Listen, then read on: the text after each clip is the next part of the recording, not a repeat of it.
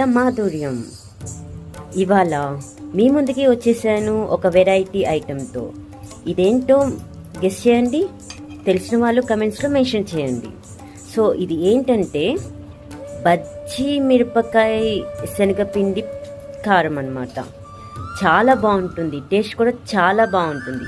ఇట్లా నోట్లో పెట్టుకుని వెంటనే కరిగిపోతుంది. సో ఇది ఇంకా పెసరపప్పు చారు, ఇంకా మరి దాంట్లోకి నచ్చుకోవటానికి బ్యాట్ సీడ్స్.